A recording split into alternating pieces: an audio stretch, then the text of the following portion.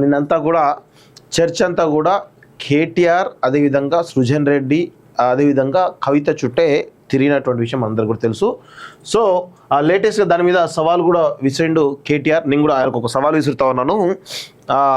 ఎందుకు ఓన్లీ సృజన్ రెడ్డిని ఎందుకు టార్గెట్ చేస్తున్నావు కేటీఆర్ అంటే కవిత పేరు డైరెక్ట్ చెప్పొచ్చు కదా, ఎందుకు పరోక్షంగా కవితను ఎందుకు టార్గెట్ చేస్తా ఉన్నావు అనేటువంటి విషయాలను కూడా నేను సవాల్ విసురుతా ఉన్నాను. నిజంగా చిత్తశుద్ధి ఉంటే కవిత అదేవిధంగా సృజన్ రెడ్డి మధ్య జరుగుతున్నటువంటి ఏవైతే లావాదేవీల విషయంలో వీళ్ళిద్దరి మధ్య జరుగుతున్న లావాదేవీల విషయంలో ఎందుకు ఏసీబీ ఎంక్వైరీ కానీ విజిలెన్స్ ఎంక్వైరీ కానీ లేదంటే సిబిఐ ఎంక్వైరీ కానీ ఎందుకు ఆదేశించాను చాలా క్లియర్గా చెప్పాలి గాను. చాలా క్లియర్గా కేటీఆర్ సృజన్ రెడ్డి ఎవరైతే ఉన్నారో ఆయన పైన అదేవిధంగా కవిత పైన ఖచ్చితంగా వీళ్ళ ఆస్తుల పైన ఎంక్వైరీ చేయడానికి మరి ఆదేశాలు జారీ చేయాల్సిందిగా మరి ఆదేశాల కోసం కోరాల్సిందిగా మరి కేటీఆర్ గారిని మేము అడుగుతా ఉన్నాం. ఆ సవాల్కు నువ్వు రెడీయా లేదా ఒకసారి చెప్పాలి కేటీఆర్. ఎందుకంటే ఆయన చాలా క్లియర్గా చెప్తా ఉన్నాడు. అదే ఎందుకు అంటే ఇక్కడ చూడండి ఒకసారి క్లియర్గా, ఇగో అమృత్లో అక్రమాలు లేవని తేలితే రాజకీయ సన్యాసం అంటా ఉన్నాడు కదా.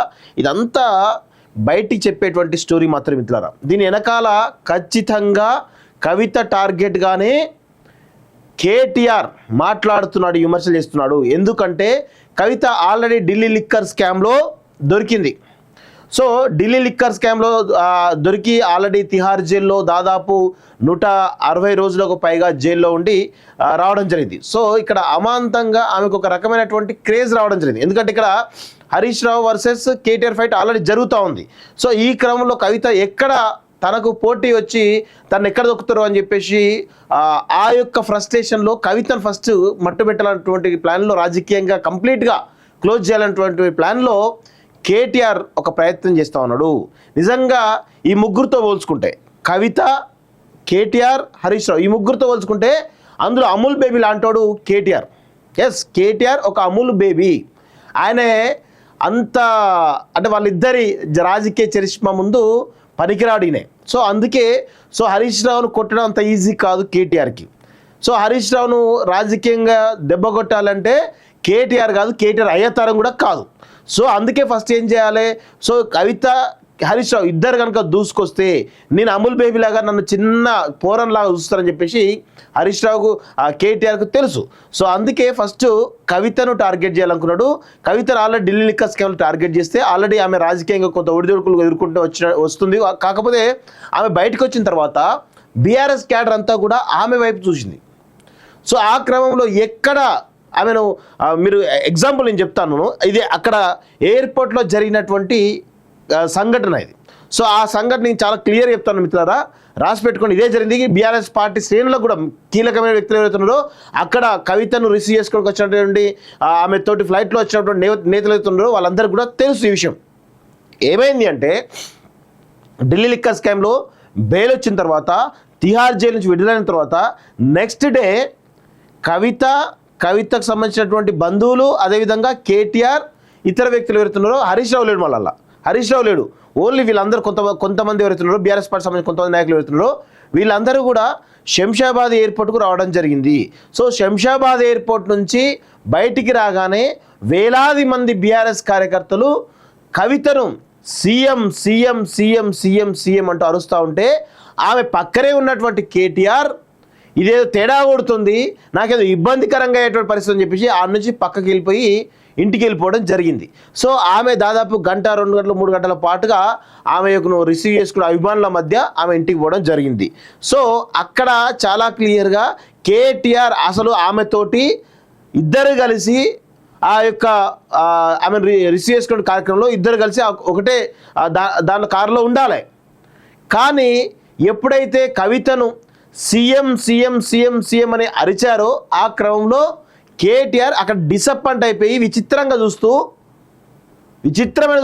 అక్కడి నుంచి బయటకు వెళ్ళింది. సో అందుకే నేను కేటీఆర్ను అమూల్ బేబీ అని ఎందుకంటామంటే కవిత స్ట్రాటజీస్ ముందు, కవిత రాజకీయ చరిత్ర ముందు, కవిత యొక్క రాజకీయ మొత్తం ఆచరణ కావచ్చు లేకపోతే ఆమె ప్లాన్స్ ముందు కేటీఆర్ అనేటోడు ఒక అమూల్ బేబీ లాంటోడు.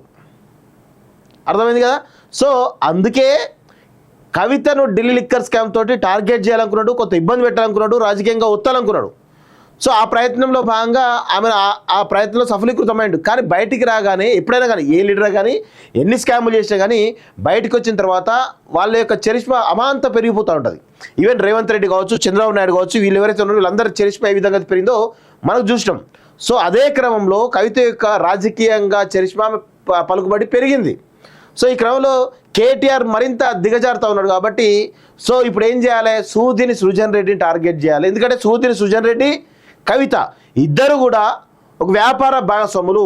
నేను అదే అంటాను, కేటీఆర్కు చిత్తశుద్ధి ఉంటే గత 10 సంవత్సరాలుగా సూదిని సృజన్ రెడ్డి మరియు కవిత సంబంధించినటువంటి వీళ్ళ వ్యాపారాలు కావచ్చు, సూదిని సృజన్ రెడ్డి చేసినటువంటి దందాలు కావచ్చు, లేకపోతే ఆయన చేసినటువంటి కాంట్రాక్ట్లు కావచ్చు, అన్నిటిపైన కూడా ఇటు సూదిని సృజన్ రెడ్డి పైన ఇటు కవిత పైన ఇద్దరిపైన కూడా ఏసీబీ ఎంక్వైరీ చేస్తారా, లేదా విజిలెన్స్ ఎంక్వైరీ చేస్తారా, సిబిఐ ఎంక్వైరీ చేస్తారా, ఇంకేమైనా మిగిలితే ఈడీ ఎంక్వైరీ చేస్తారా?